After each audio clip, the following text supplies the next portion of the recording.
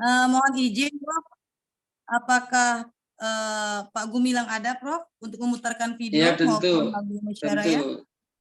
Tentu. Nanti Ibu bacakan saja susunan acaranya. Silakan. Ya, Assalamualaikum Pak Gumilang. Halo. Halo Pak Gumilang. Ya, Waalaikumsalam. Waalaikumsalam. Oke, baik Bapak Ibu. Bismillahirrahmanirrahim. Kita mulai Bapak Ibu. Nah, Ibu Inanya pula. Oke, bismillahirrahmanirrahim. Assalamualaikum warahmatullahi wabarakatuh. Good evening, ladies and gentlemen. Shalom, Om Swastiastu, Namo Buddhaya, salam kebajikan. Untuk mempersingkat waktu pembukaan, kami putarkan lagu Indonesia Raya kepada para hadirin sekalian. Mungkin Ibu Ina mungkin bisa dibaca saja semua itinerary-nya supaya tahu berapa. Oke, baik, terima kasih. The Honorable, yang pertama yang saya hormati Associate Prof. Teguh Reza selaku Founder CEO Asian Lecture of Community, and the Honorable yang saya hormati Bapak Dr. Syed Margono, SHM Hum, FCIARB, Syadin, Faculty of Law, Putra University, the Honorable Dr. Syahrizal MZin, FCIARB, FIAADR, as a Senior Lecturer, Faculty of Law, UETM, Malaysia, and seminar participant business agreement and arbitrage case. Adapun acara rundown atau itinerary kita pada hari ini yaitu yang pertama adalah pembukaan, kemudian diikuti dengan lagu Indonesia Raya, welcoming speech from Prof. Teguh Reza, kemudian pemaparan dari speaker Bapak Dekan Fakultas Hukum, Bapak Dr. Syed Margono, SHM Hum, FCIARB, kemudian paparan dari narasumber kita, speaker kita dari Malaysia, Bapak Dr. Syahrizal MZin, FCIARB. Kemudian acara selanjutnya adalah tanya jawab dan dokumentasi serta penutupan. Itulah itinerary atau rundown kita pada hari ini. Acara selanjutnya Bapak Ibu adalah lagu Indonesia Raya. Silahkan Bapak Gumilang untuk diputarkan dan kepada para hadirin agar mematikan speakernya karena masih ada yang bocor.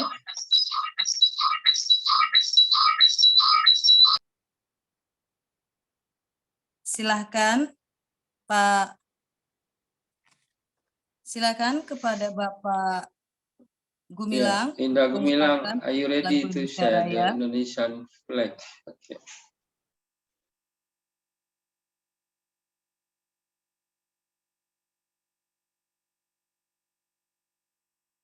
Suaranya belum, Kang Indah.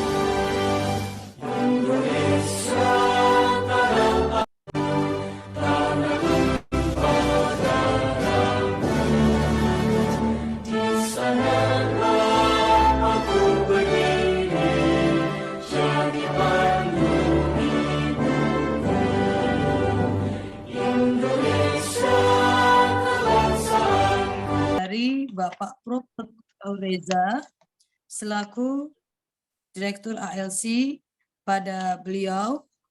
Kami persilahkan. Silakan. Ya. Baik, terima kasih Ibu Ina. Thank you very much for you as the Master of Ceremony right now. And then I hope the participant you can mute your sound first. Ladies and gentlemen, in welcoming speech right now, I only talk 3 points. And I hope Kang Indah Gumilang, you can to prepare to share the ASEAN lecture community's video for the introduce to Mr. Shahrizal, Dr. Shahrizal, because Dr. Shahrizal is the first time join with ILC event this evening.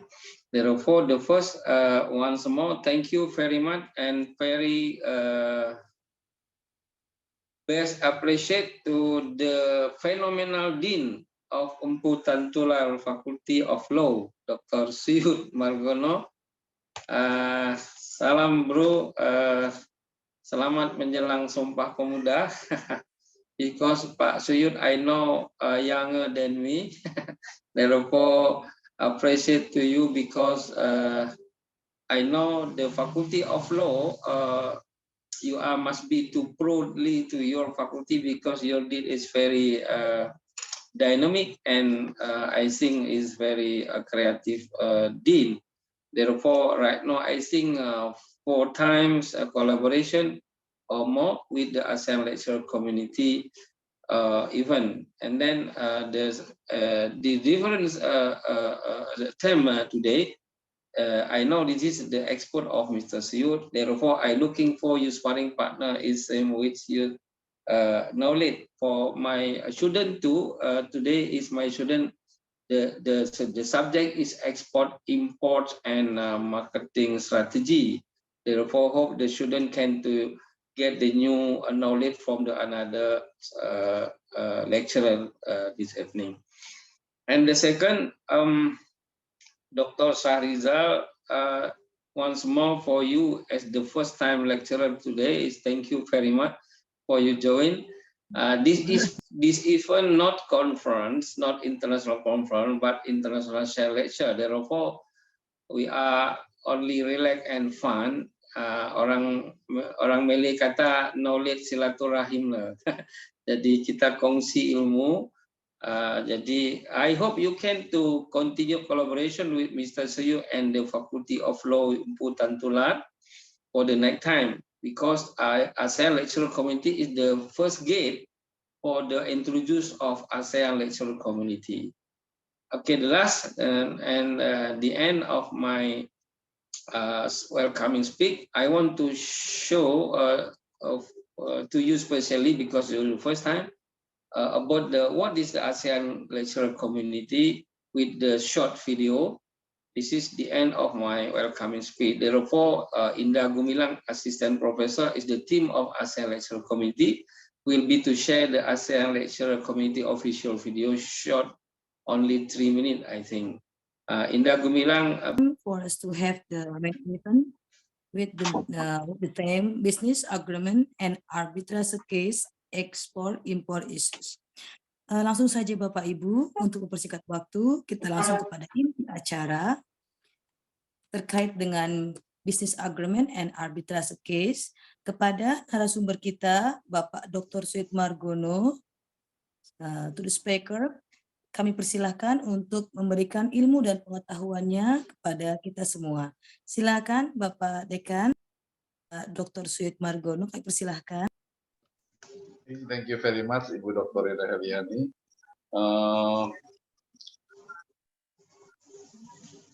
Thank you for your collaboration in this topic, Professor Teguh Sarureza, and also in this evening, my partners for this lecture collaboration, Dr. Shahrizal. Thank you for your time and your maybe your presentation also for our student in this event. I will to share my presentation in very short time today, and actually I should make this very short because Dr. Shahrizal maybe have time to have time we learn from Malaysia perspective or Malaysian case. I will share my presentation.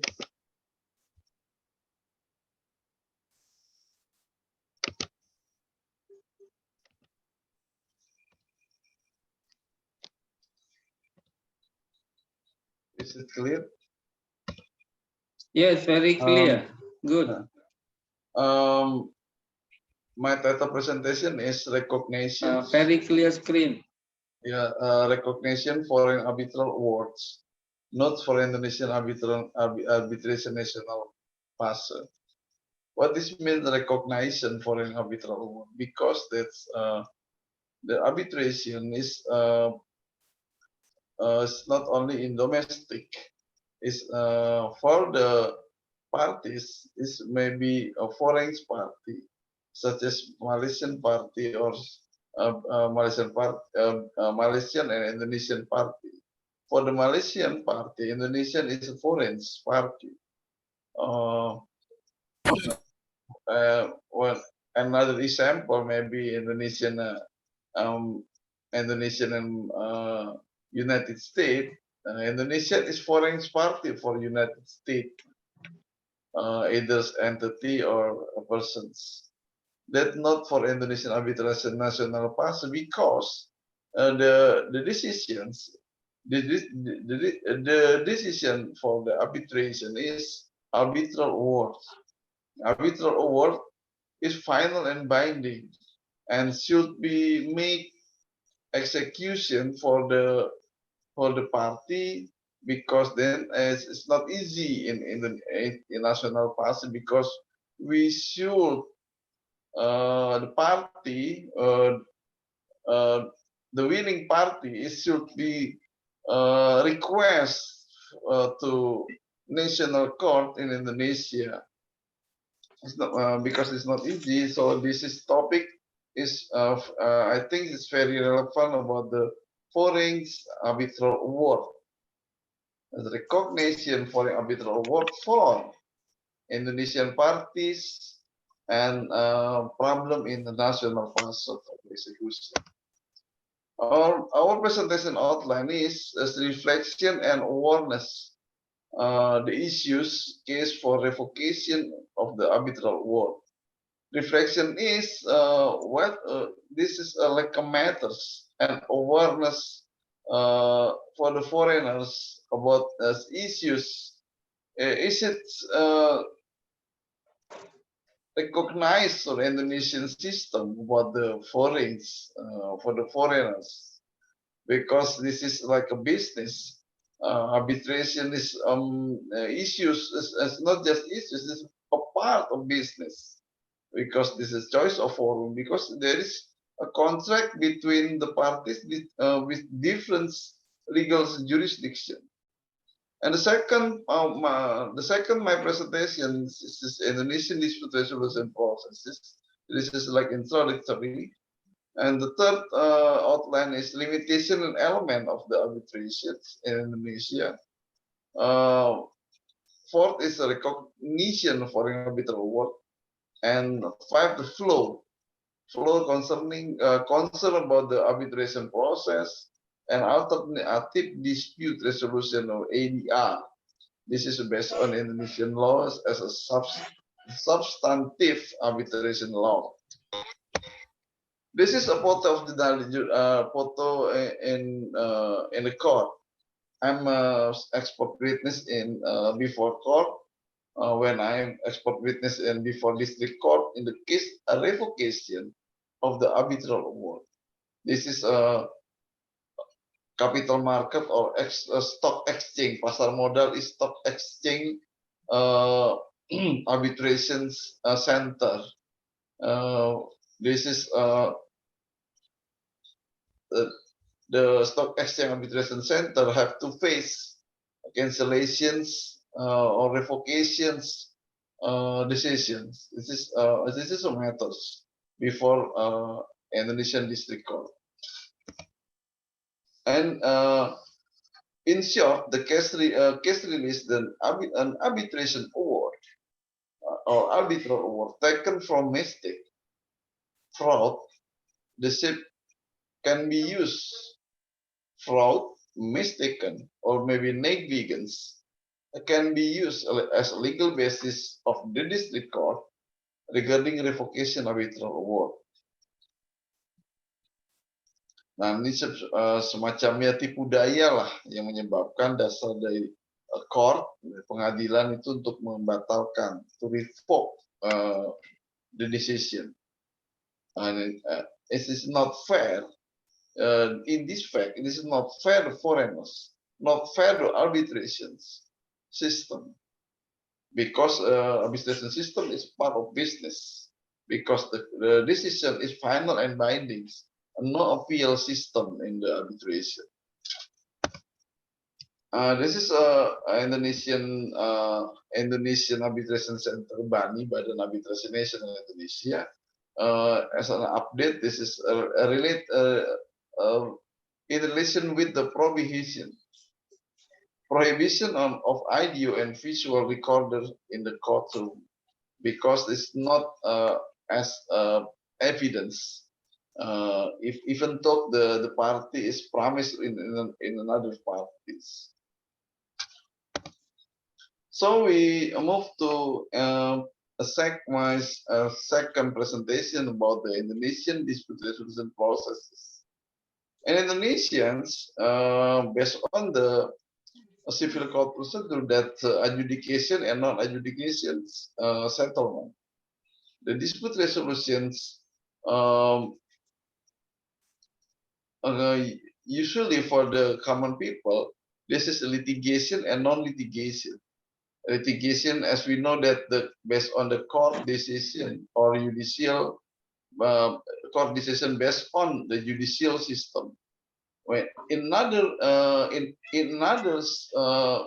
official settlement or official resolution is arbitration.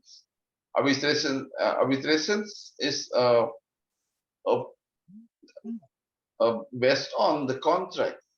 And then the parties agreed to use and agreed to choose the arbitration as the to make a simple settlement, but in actually that it's not easy to get the arbitration, because maybe expensive or it's not familiar for the business in Indonesia. And non-adjudication system, this is outside of the formality court or formality arbitration.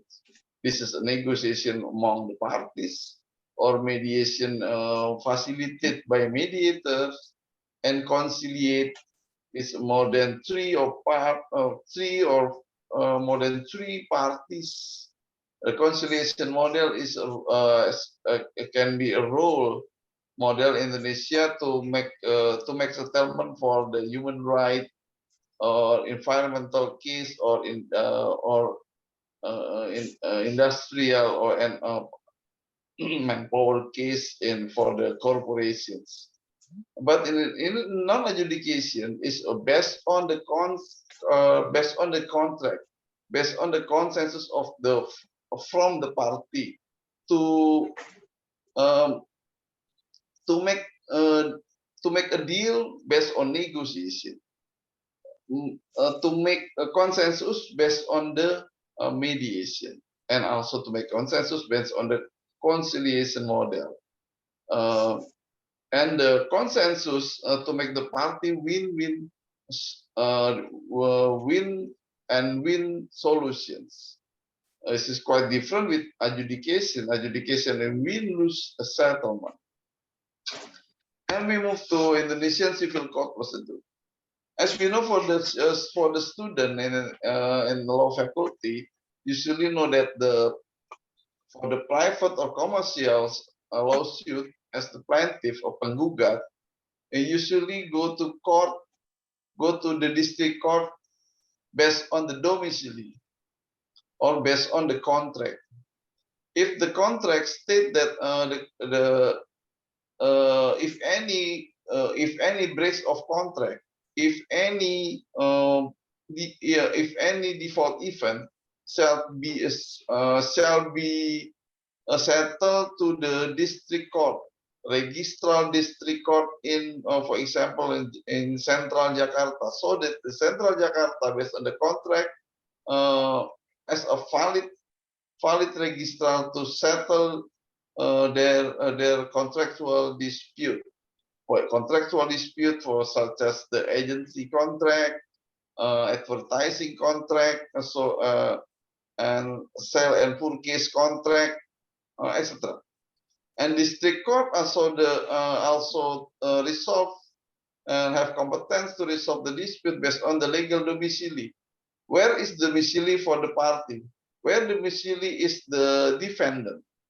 Based on the Indonesian Civil Code, that the lawsuits goes to defendant's domicile, so that for the legal entity should be registered the legal domicile.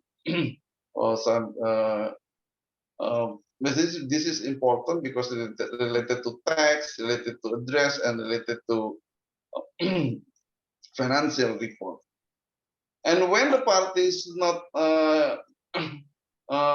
satisfied about the decisions, the party can go to appeal to High Court, Pengadilan Tinggi, this Pengadilan Tinggi or High Court in provincial level. And and based on the appeal decisions, the party is not one of the parties not satisfied about the based on the High Court decision, and the parties can goes to Supreme Court. This is a cassation level, and the examination from the court is not this is not the evidence. This is a matter of legal matters. Some in Indonesia state that judek juris and the Supreme Court is national level. And if any new evidence in Indonesia state that novum, new evidence, the parties can request the re-examinations. This is peninjauan kembali, re-examination by the National Supreme Court, Mahkamah Agung Republik Indonesia. And then we go to about the alternative dispute resolution in civil case procedure. Alternative dispute resolution or alternative penyelesaian sengketa in bahasa divided into mediation of court settlement or alternative dispute resolution in court settlement and out of court settlement. In court settlement is based on the peraturan Mahkamah Agung Supreme Court Regulation number 1 2016 concern mediation procedure in district court, prosedur mediasi di pengadilan. And mediation out of court settlement is based on the law number or act number 30 1919 concern arbitration and alternative dispute resolution or arbitrase dan alternatif penyelesaian sengketa. This is this is divided into mediation either out of court or mediation in court settlement. And choice of dispute resolution. Dispute resolution and civil court mechanism should be determined for the party. If no alternative resolutions, either negotiation or mediation, the resolution of dispute basis in the basis of default event shall be resolved before court procedure. This is a litigation state. If no negotiation or mediation, the case shall be resolved before court procedure. This is state. It shall means litigation stages. A choice of dispute resolution. This is a multi-tier system for resolving dispute. The first is negotiation among the parties. As I stated before, that the negotiation is a non-adjudication. A negotiation can be assisted, but in actually this is party drive. Jadi pihak itu berkehendak, ya, mengelolanya. And the second attempt of negotiation is conciliation. This is also party drive. The third is mediation. Even though mediation process assisted by mediator, but actually this is party driven also. And then the mediation on and arbitration. People say that MED-ARB system, mediation and arbitration. This is MED-ARB system. This is including assisted by the lawyers or assisted by the expert, but actually party driven, because the consensus, mediation in consensus between the party, facilitated by mediator. Mediator can be expert, mediator can be lawyers, mediator can be accountant, mediator can be appraiser, and can be engineer. This is mediator. I have many my colleagues mediator is not only lawyers. This is maybe professional in civil engineers, pharmacy, and etc. And then the arbitration is formal procedure.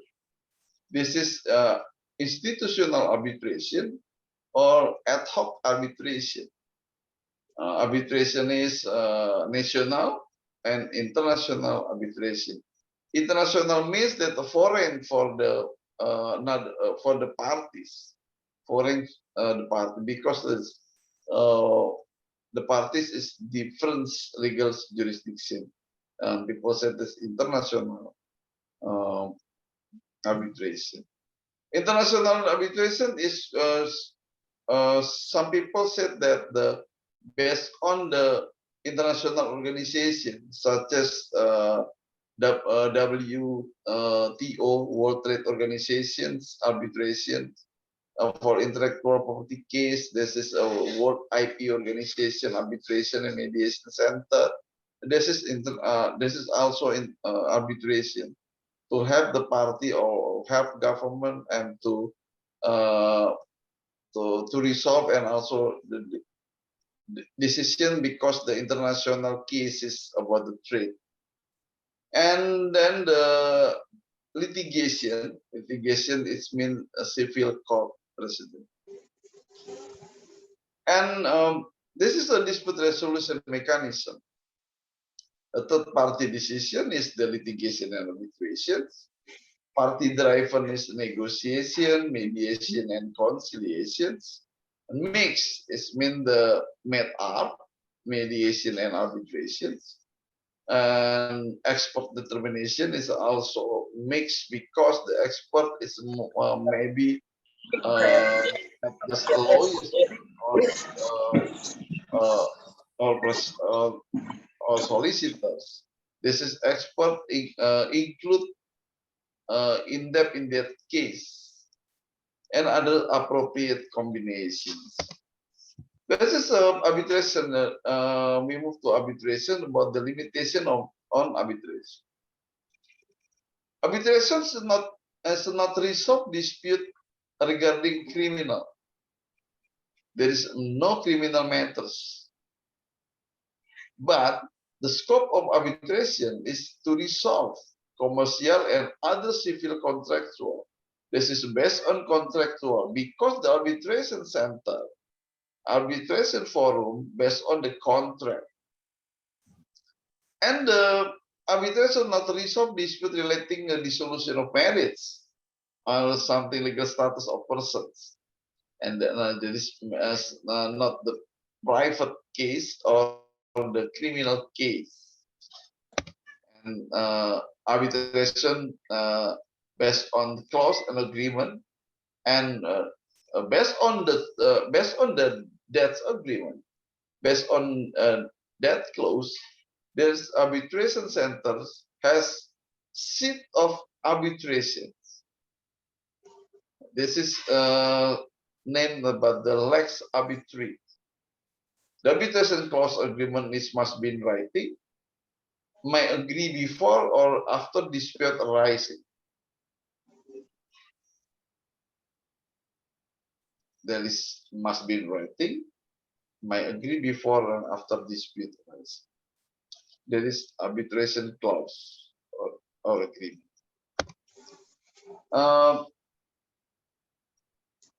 Arbitrations have time limit to complete when the party go to arbitration center. And based on Indonesian law is 180 days from the composition of parties, so we must be hearing about the case. And for the arbitrators must more than 15 years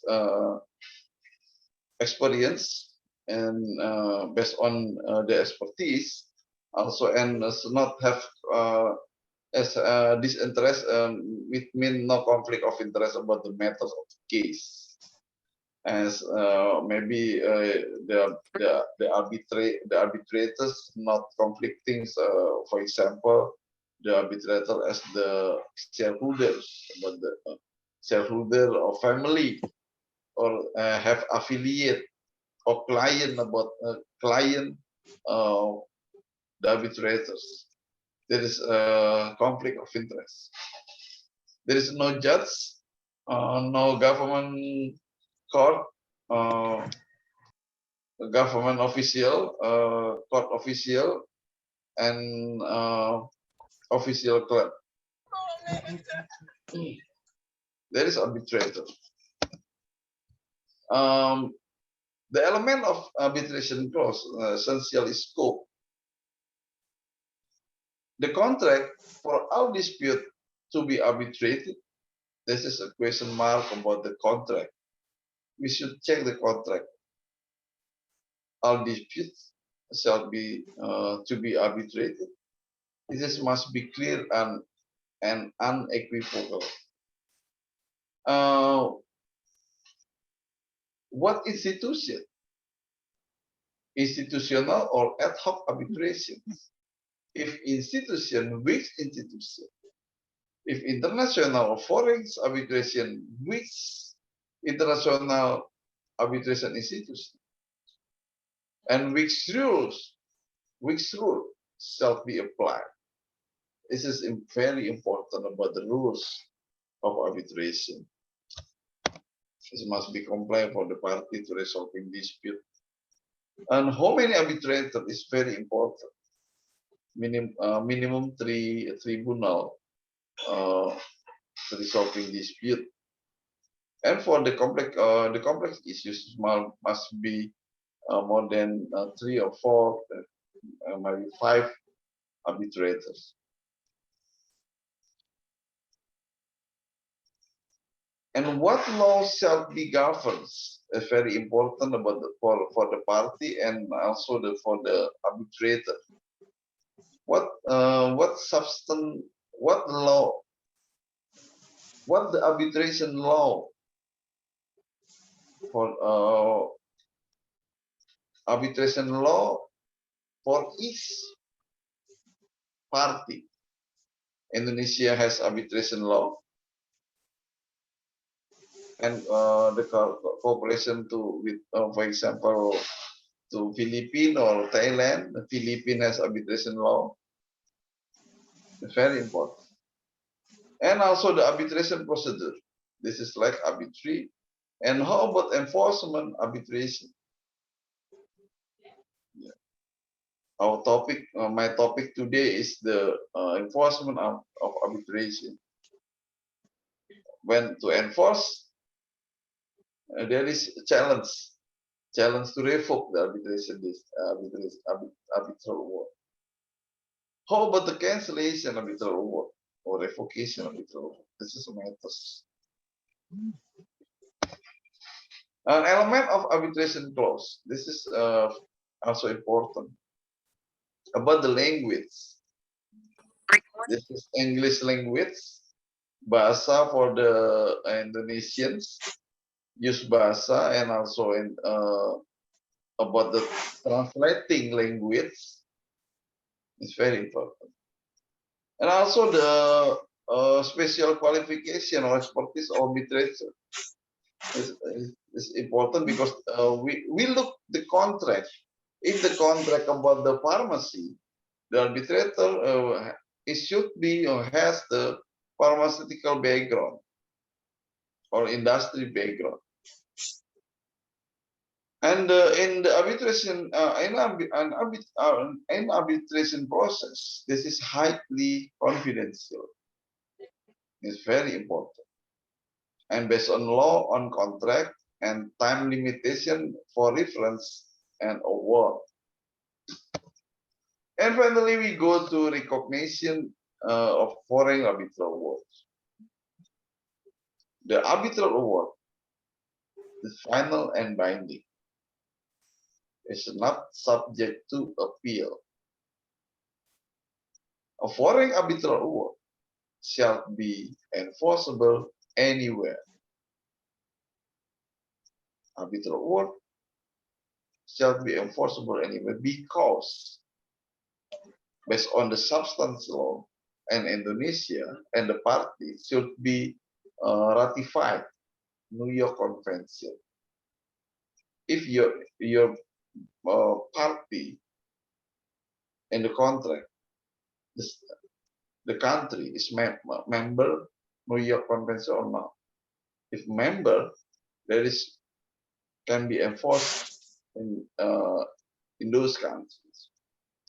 And we go to substance national law on arbitration. Current arbitration concerns foreign arbitral award. There is substance law. Indonesian arbitration law has applied foreign arbitral award. Has a norm. Has the provisions foreign arbitral award can be enforced. Another special requirement for national, such as execution, either material penalty or immaterial penalty, and compliance, because the party, foreign party, should be comply to national law. Go to the lawyers and go to the civil court based on the civil court procedure to request court adjudication. Minta permohonan, request court adjudication. This is based on law or strict law or ex aequo et bono. Means that pengadilan akan memberikan keadilan seadil-adilnya.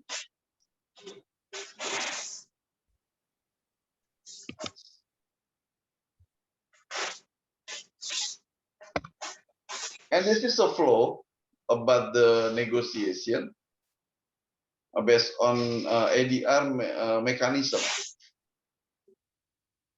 This is a flow about the disputant, consensus, negotiation, agreed, deal or not deal. It's not deal, go to the mediation process, and agreed should be registered to the district court, and the party requests of fiat execution. There is a national puzzle. And then the mediation. The mediation is the party. Party go to the mediator. Mediator based on the professional or institution of mediator. Deal or not deal. Deal, consensus, final and binding. Can be registered to district court and if fail to implement requests for the execution. And also the export appraisal. Export appraisal is same with the negotiation and mediation, but the export, this is export based on individual export or export from the organization. If the export from organization deal based on the recommendation from the expert is agreed final and binding for the party. If fail to implement, is the party go to the court request for fiat execution. And then finally for the arbitrations, an arbitration based on the case. Based on the case, it means one of the party breaks of contract based on the contract and based on the law. A contract state what it state. If the contract state international arbitration, go to international arbitration. If national arbitration, go to national arbitration. The arbitration also has opinion and arbitral award. When the go to arbitration, the decision is the arbitral award.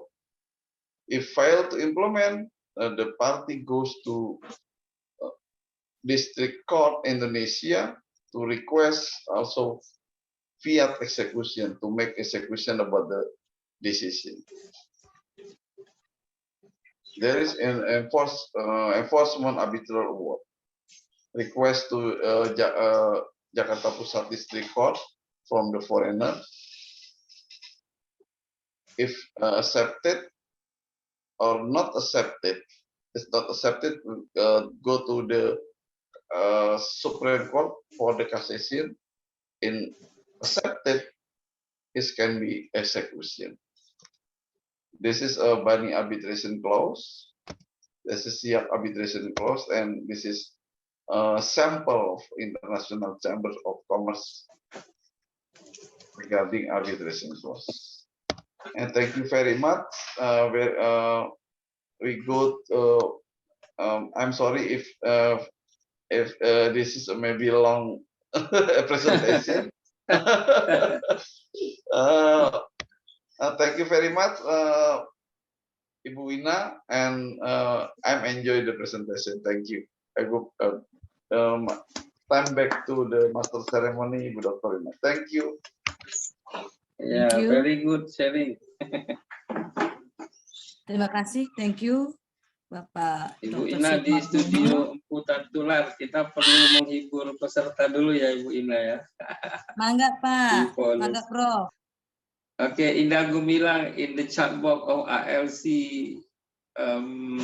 Secretariat will be to share the song by video for the refreshing first, because the student must be to relax and fun before the second speaker, Dr. Sarizal, sharing. Indah Gumilang, are you ready to share the song by video for refreshing first? I know, because the student put to learn in more art of people.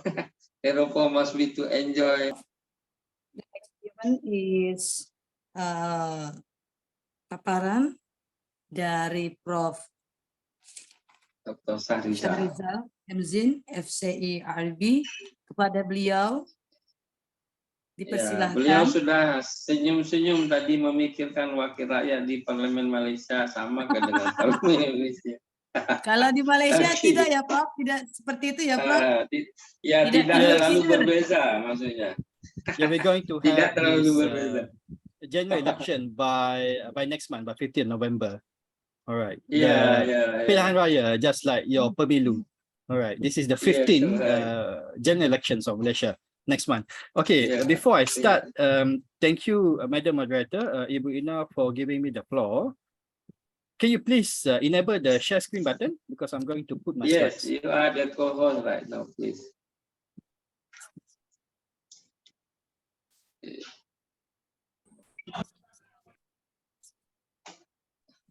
Silakan.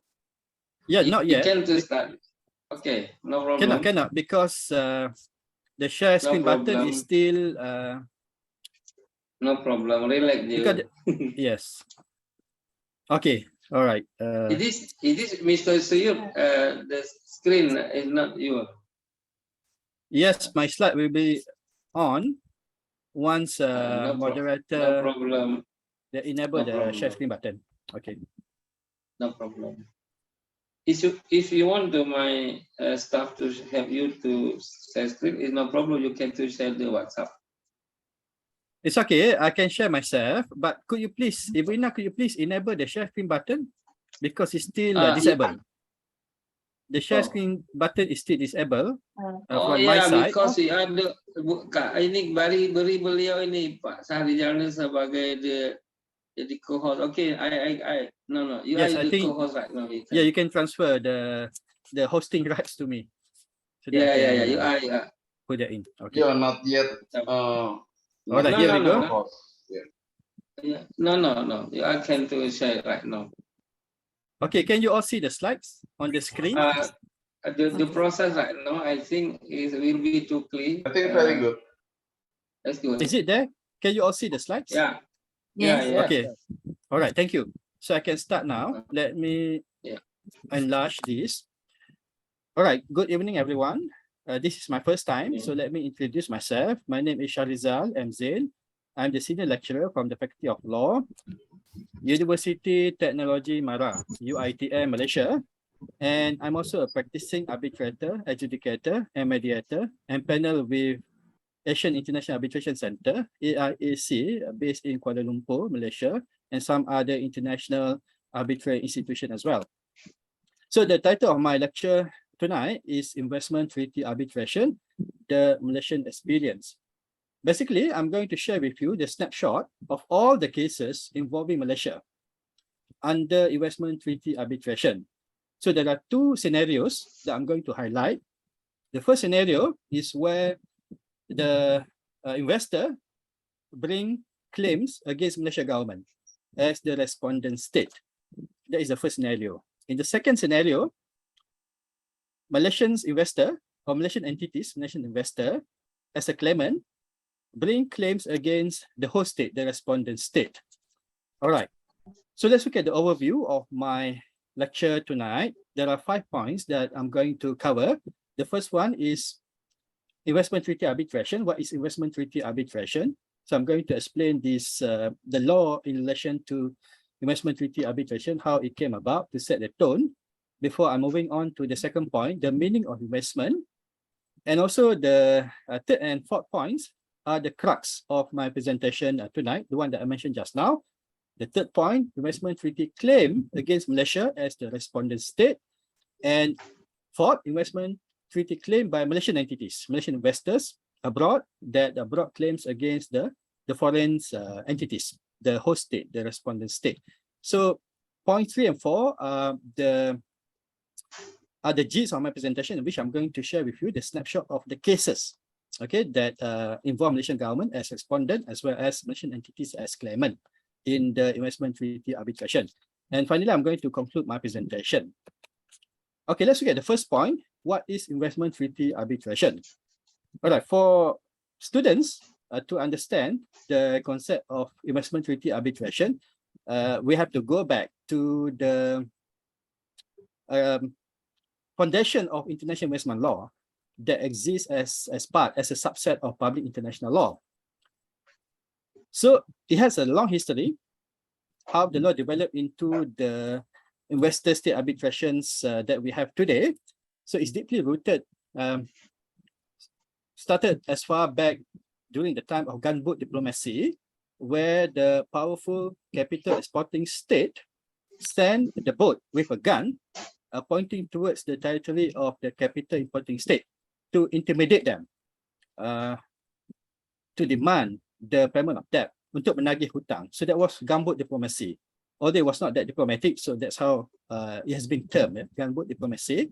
And then in the middle of 18th century, to be exact, in 1868, there was a Calvo doctrine. Carlos Calvo doctrine was introduced, where it says that international rules should allow the host state to reduce protection of the alien's property, while at the same time, the host state also reducing the guarantee for property held by its own nationals. And then the investor has no rights to refer the dispute to international tribunal. In other words, domestic law apply where the investor has to assert its contractual rights before the domestic court of the host state. So in that sense, the investor has no rights of diplomatic protection. And then later on in the early 19th century, in 1907, the Drago-Porter Convention was adopted to prevent the use of force. Because earlier during gunboat diplomacy, use of force was a commonplace. Okay, a state sent the boats intimidating, pointing the guns toward the territory of the capital importing state. So the Drago-Porter doctrine was introduced in 1907 to stop the use of force for debt collection. So the international investment law developed further in the next centuries with a few evolutions of the doctrine as well as a regulation until we have a system of investor-state arbitrations as is today. Now, international investment law is a system that governs foreign investment and resolution of dispute between foreign investor and the host state, the sovereign states.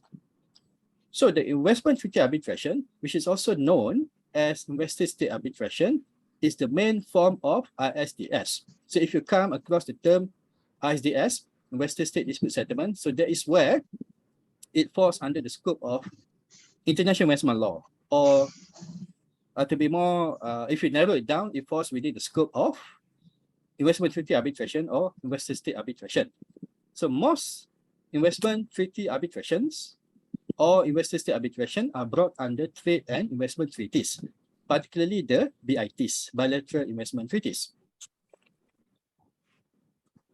Okay, let me move on to the second part of my lecture, the meaning of investment. Most bilateral investment treaties have a provision which defines what is investment. Now, in the context of Malaysia experience, for example, the United Kingdom Malaysia BIT state the following, okay, in terms of definition of investment. Article 1, definition, it says, for the purpose of this agreement, UK Malaysia BIT, 1A, investment means every kind of asset, and in particular, though not exclusively, includes 1, movable and immovable property, and any other property rights such as mortgage, liens, or pledges. 2, shares, stock, and debentures of companies or interests in the property of such companies. 3, claims to money or to any performance under a contract having a financial value. 4, the IP's right, intellectual properties right, and also goodwill. 5, business concession conferred by law or under contract, including concession to search for, cultivate, extract, or exploit natural resources. Now, this is the provision that I would like to highlight, B2, on the requirement of having the project or the requirement of having the investment to be approved by the government ministry. Okay, it says that the said term shall refer to, down there, in respect of investment in the territory of Malaysia, to all investments made in project classified by the appropriate ministry of Malaysia in accordance with its legislation and administrative practice as the bold part, approved project. Now, the requirement of approved project is crucial. Why? Because the government of Malaysia takes the view that a project or investment is afforded an approved project status when the foreign investor has obtained the express approval from the relevant ministry. So in Malaysia, the responsible ministry is MITI, M-I-T-I, Ministry of International Trade and Industry, okay, designating that the project as an approved project. So the mere fact that the government of Malaysia entered into a contract with foreign investor does not automatically afford such an investor protection under a BIT where the clause relating to approved project are prevalent. Okay, you have to satisfy that approved project requirement. Now, the concept of approved project is not unique to Malaysia BIT only. It's not peculiar to Malaysia alone, because if you look at BITs from other countries such as Singapore, Thailand, Philippines, or even Indonesia, the BIT in these countries also appear to have similar concept on the approved project. Okay, except that the wording of the relevant clauses are somehow different. They express it in different way, but still, the requirement of approved project is there. Let me show you the Belgium-Indonesia BIT on approved project. Article 9, Belgium-Indonesia BIT says that the protection accorded to investors by the provision of the present agreement shall apply in the territory of the Republic of Indonesia only to investment, look at the bold part, which have been approved.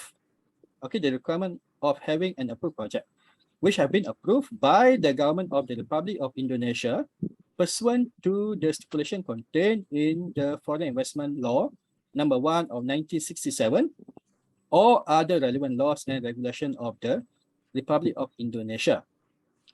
All right.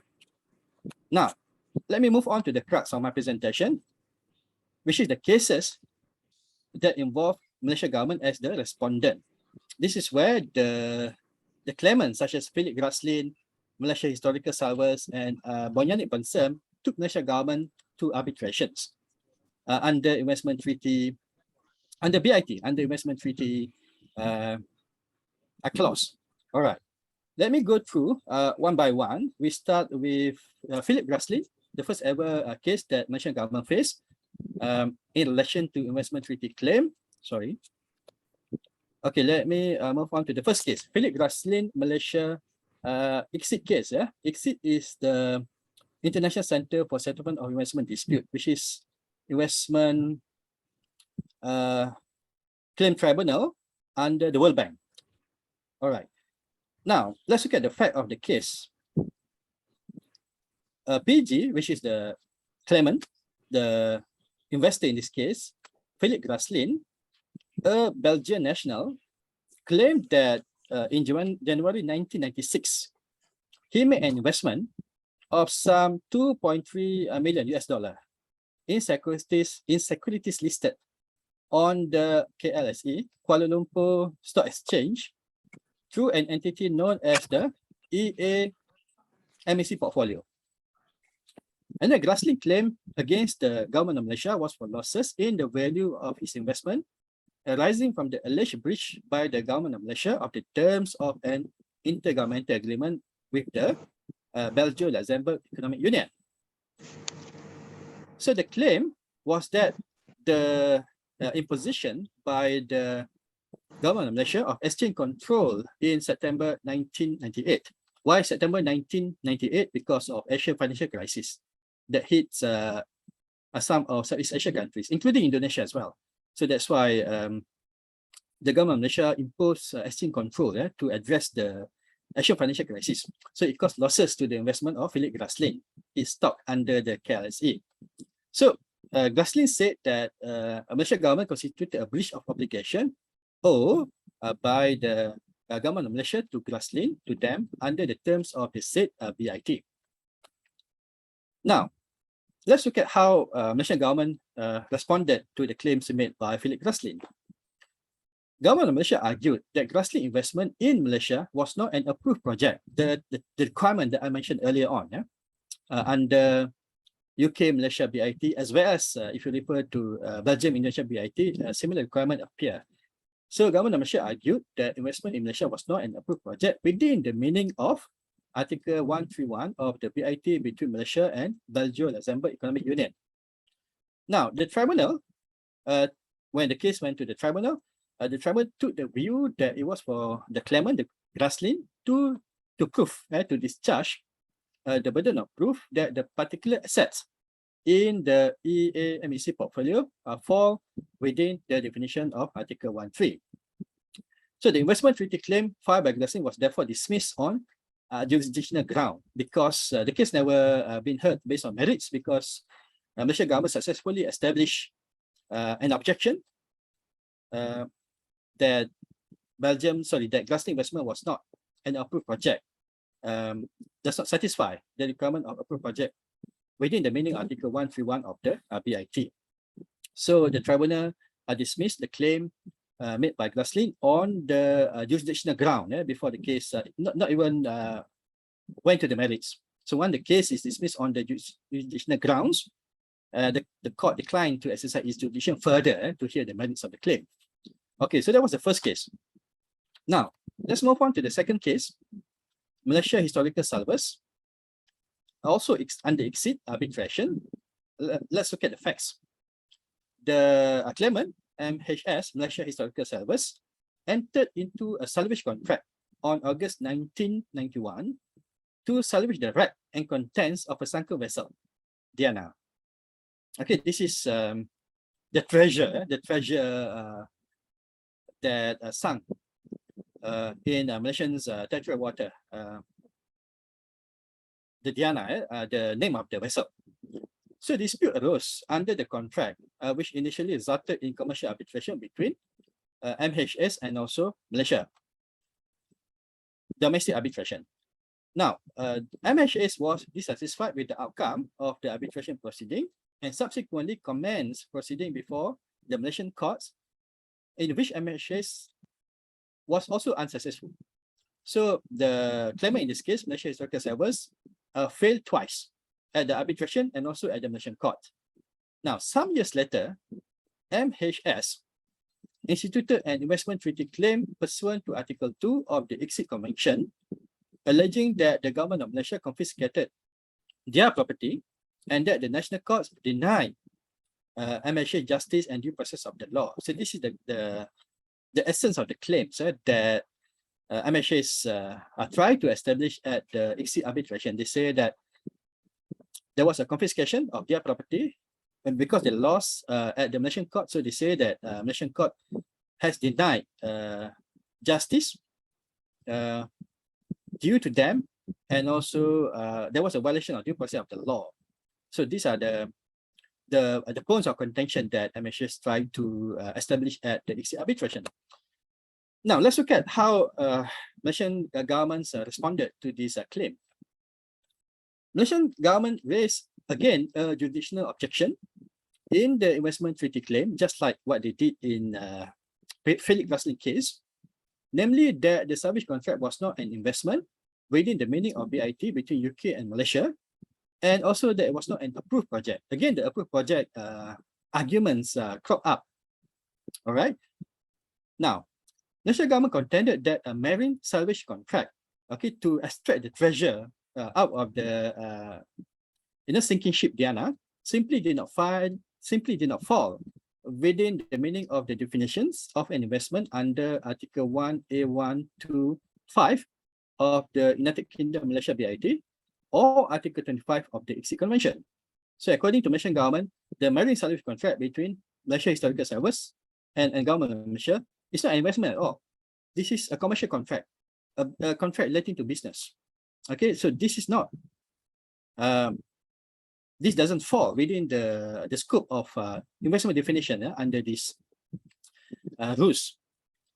So the tribunal therefore held that the salvage contract was not an investment.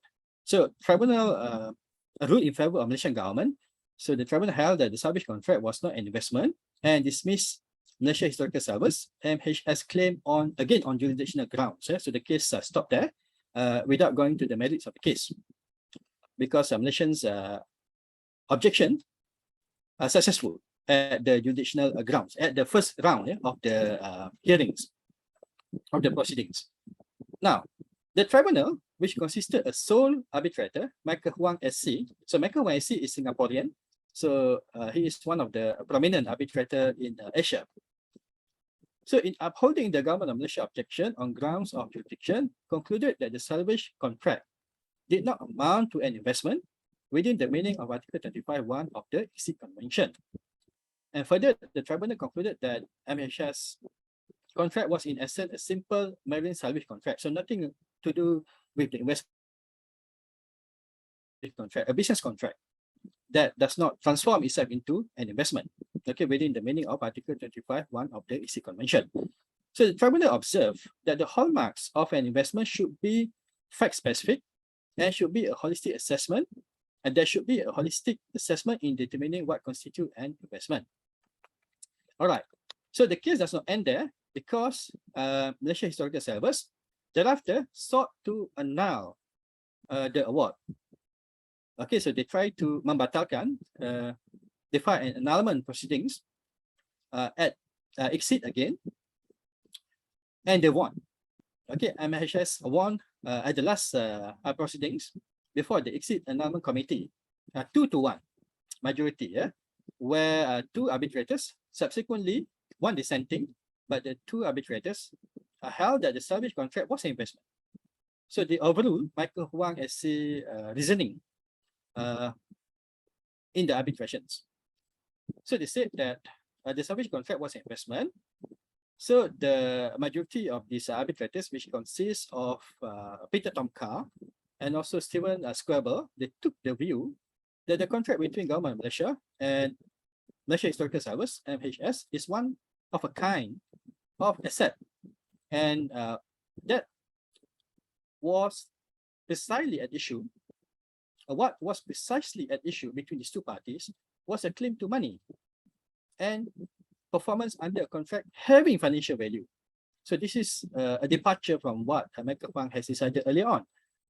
So the majority of these arbitrators, Peter Tom Carr and Stephen Squabble, went on to state that the salvage contract involved intellectual property rights and right granted to salvage may be treated as a business concession conferred under contract. Hence, by terms of the agreement, the salvage contract was an investment. However, the dissenting arbitrator by the name of Muhammad Sahabuddin, who dissented, held that the claimants, the MHS outlay, the claimants, the salvage marine contract, the claimants outlay did not promote the economic developments of Malaysia in the sense that it did not substantially or significantly contribute to the economic development of Malaysia. And Muhammad Sahabuddin, the dissenting arbitrator, said that the economic development of the host state, Malaysia, is a condition of an exit arbitration. So basically, Muhammad Sahabuddin, the dissenting arbitrator, was in agreement. He agreed with Michael Huang SC reasoning that the marine salvage contract is not an investment in the real sense of the word, in the legal sense of the word, according to Article 25(1), because there's no financial contributions to Malaysian's economic development. All right, let me move on to the recent case. This case has a long history, Bonyanit Bonsam and Government of Malaysia. So this is as recent as 2020. I mean the arbitration, but it has a long history of litigation. Now, the Government of Malaysia is a party to the ASEAN Treaty 1987.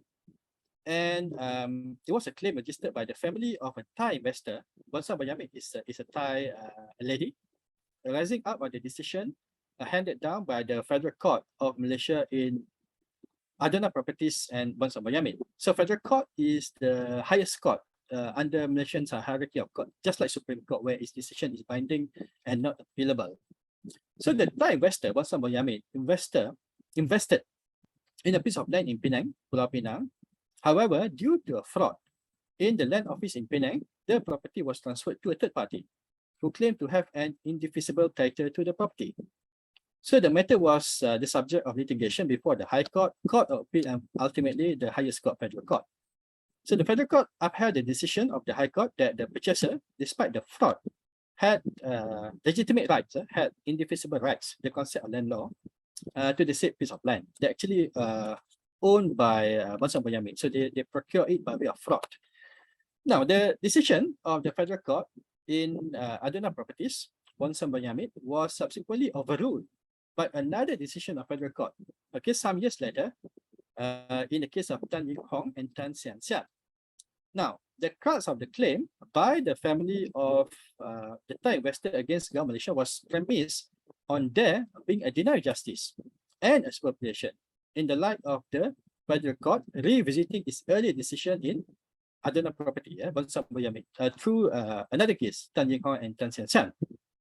So specific allegations were made as to the integrity or lack of judicial integrity in Malaysia at the material time, okay, when the Federal Court ruled in Adana property. Okay, so ultimately, the investment treaty claim did not proceed to a hearing on the merits, and this dispute was amicably resolved. It was settled, yeah, in I think in the middle of 2020. All right. So we're done with the cases that had Malaysian government as the respondent. Now let's look at the other way around. The cases where Malaysian entities became the claimant and brought claims against the host state, the respondent state. So we have 5 cases here: Telekom Malaysia Berhad, Republic of Ghana; MTD Equity, and also Republic of Chile; Axiata Investment, Ansar Private Limited against Federal Republic of Nepal; Akram Berhad and PRC, People's Republic of China; and finally the recent one is KLS Energy Lanka and Democratic Socialist Republic of Sri Lanka. So let me go one by one in brief. The first one is Telekom Malaysia Berhad, Republic of Ghana. Mohon maaf, Prof. Mohon izin, Yes. Prof. Sorry, waktunya tinggal 5 menit lagi. Okay, let me finish off Telecom. Okay, and then Okay. we're done with the Thank you. presentation. So I would like to have some Q&A as well. Okay, thank you for the reminder. Now, quick facts of Telekom Malaysia Berhad. TMB claims a sum of USD 38 million in respect of the investment in Ghana telecommunications company, Ghana National Telecommunication Company, pursuant to Malaysia-Ghana BIT. So the claims arising out of the Ghana government decision not to renew a telecommunication management contract to the investor, which is Telekom Malaysia Berhad, and instead putting the management of the company out to tender. So arbitration was held under ASITRA rules. So in this arbitration, it was settled where government of Ghana agreed to pay 50 million compensations to settle the arbitration between these two parties. Okay, since the time is running out, so I would like to finish now. So this brings me to the end of my presentation. Thank you for your attention, and I welcome any question from the floor. All right, over to you, Ibu Ina. Okay, good sharing. Okay, thank you, Prof. Very No problem. interesting. Thank you for knowledge and experience. Jadi For... saving 3 minutes more. Oke, baik Yeah. Bapak Ibu, ladies and gentlemen, saatnya kami untuk memberikan, kita buka untuk sesi tanya jawab ya Prof. Karena Mungkin sudah Ibu ada bisa kita baca beberapa pertanyaan di chat box saja karena kita sampai 9.15 ya. Oke, baik. Mohon izin, ini ada pertanyaan untuk boleh shoot screen Bapak Suyut shoot Margono. down screen you Dr. Sarijal. Dr. Sarijal, you can sorry, share down your screen first. Okay, let me stop. Okay, let me stop the share screen. Okay. Yeah. Okay, we are back now. Okay. No problem. Thank you, Prof. Ada 2 pertanyaan. Pertanyaan pertama untuk Bapak Dr. Suyut Margono dan pertanyaan kedua untuk Bapak Dr. Syahrizal. Mohon izin, Pak Dekan. Silakan dibaca, Bu. Ya, ada pertanyaan Pak Dekan bahwa dari Saudara Emerald, baru-baru ini pemerintah Indonesia diisukan akan kena sanksi dari WTO terkait larangan nikel. Dari sisi arbitrase, apakah gugatan Indonesia ini akan kuat dan apakah posisinya ini bisa dimenangkan oleh pemerintah Indonesia? Mohon izin Pak Dekan, Pak Dr. Suyut Margono. Ya baik, terima kasih pertanyaannya. Emil ini laki-laki atau perempuan ya? Emerald, Prof. Emerald, Pak Dekan. Itu nama saya Emil. Baik. Laki-laki. Ya laki-laki. Related your question about WTO, itu adalah international organization di bawah naungan PBB atau United Nations. Basically, WTO di sana ada dispute resolution body. And the WTO is not only for investment.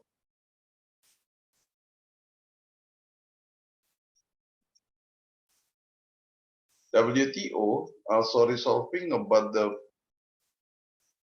Internet. provisions and trade and also regulation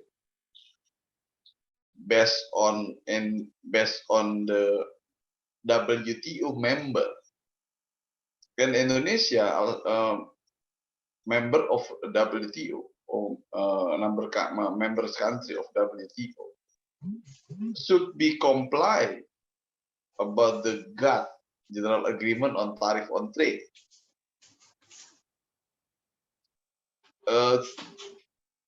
GATT provisions or General Agreement on Tariff on Trade, this is a like guidance for international trade. This is for the Indonesian and also for the another members countries. If Indonesia has a policy, even though this is for investment, termasuk di sini larangan produk nikel either for export or import. Indonesia is not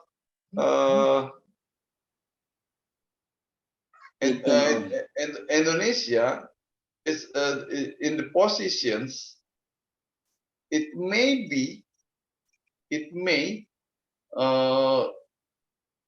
lack of the business as usual for the WTO member, and then has impact. It may WTO can be notice to Indonesia akan memberitahukan kepada Indonesia ini bertentangan, ya, is contradicting with the GATT. This is General Agreement on Tariff on Trade. Yeah, this Indonesia. This is for example for the national vehicles.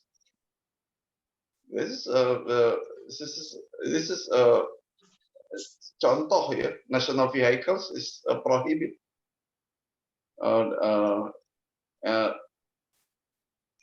Even though in pandemic situations, including national vaccines,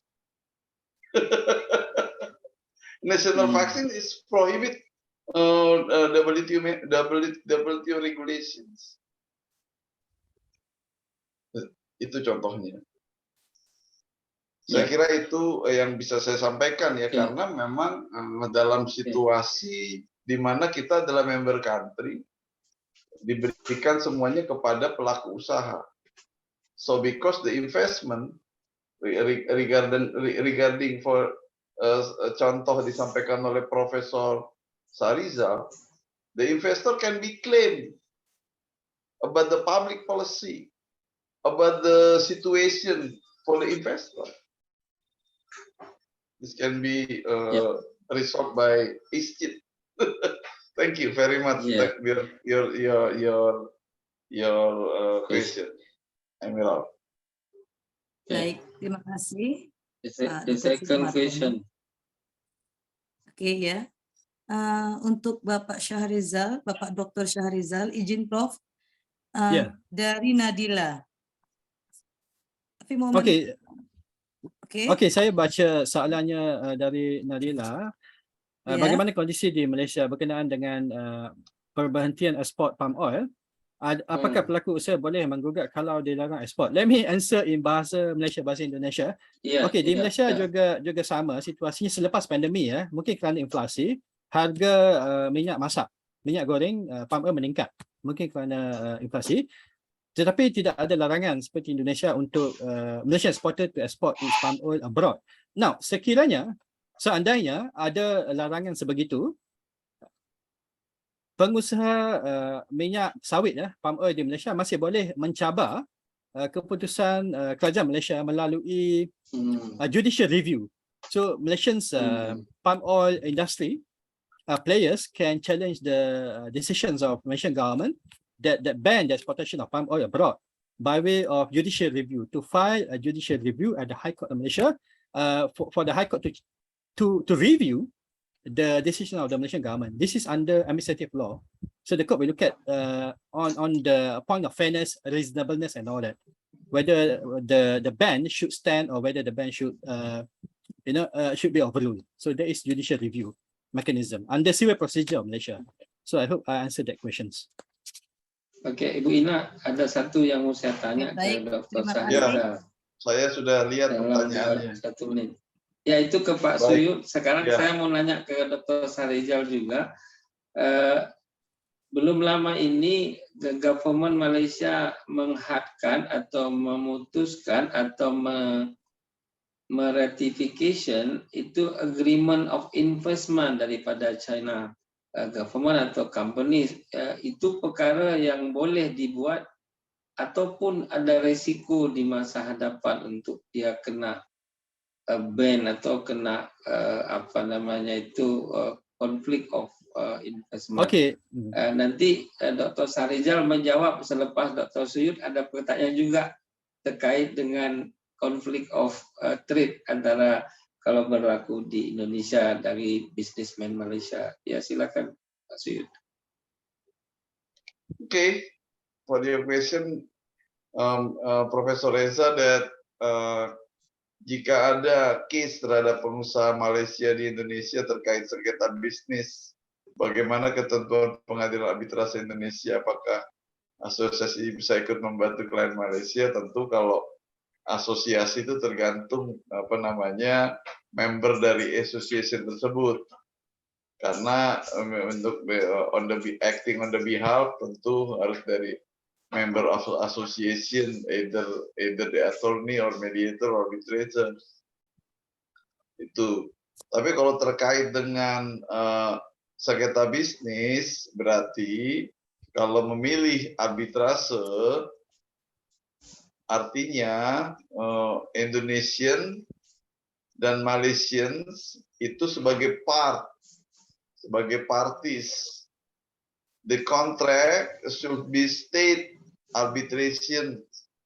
Karena if not state arbitration, there is no competence, no competence for arbitration either in Indonesia, Malaysia, or other countries, even though in Singapore. So the forum should be choose for both parties and settle for both parties basically. So therefore the arbitrations, this is final and binding. And also, how about the Indonesia? There is a problem because if one party is not voluntary based on the arbitral decision, arbitration award, tidak melaksanakan. Nah, the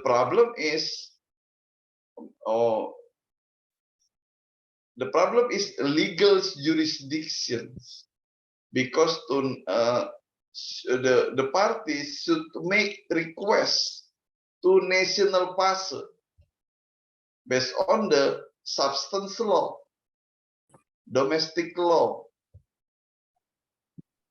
in the both country.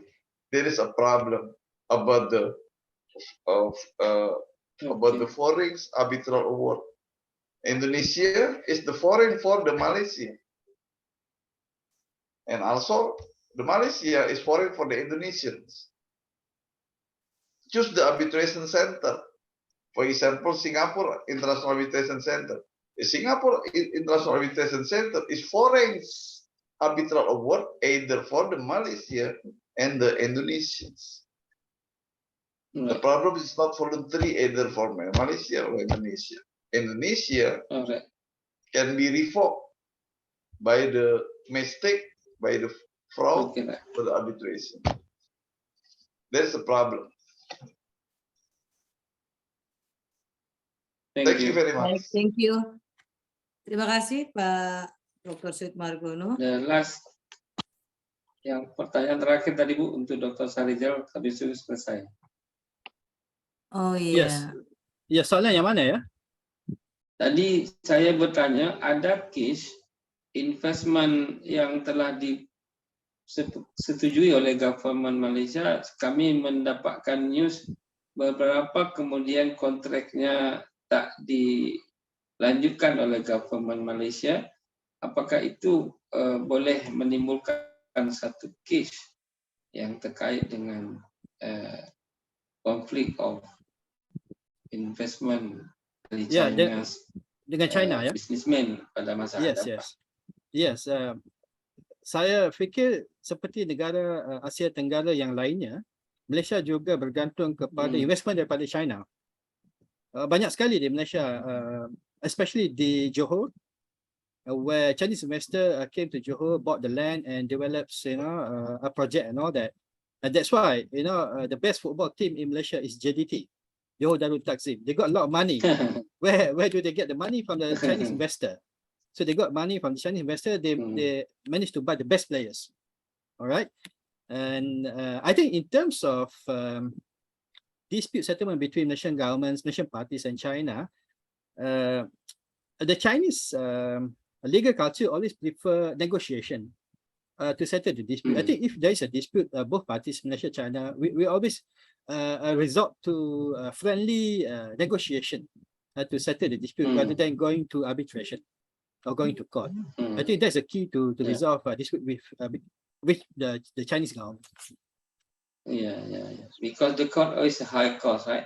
Yes, exactly, because the cost issue. So you better settle out of court. Okay, Bu Ina, you can do closing remark. Oke, baik. Terima kasih. Yeah. Terima kasih atas ilmu serta pengetahuan dan pengalaman yang diberikan You're welcome. kedua Terima kasih. narasumber kami, yakni Bapak Dr. Suyud Margono dan Bapak Dr. Syahrizal M. Zin.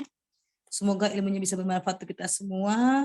Usai sudah rangkaian acara kita hari ini, tetapi sebelumnya mohon untuk para Tapi peserta. Ibu Ina jangan lupa sebelum mau balik ke tempatnya ada lagu penutup. Indah Gemilang biasanya bagi hiburan akhir. Mohon izin Prof, kita mau foto bersama dulu ya Prof. Biasanya nanti kami masuk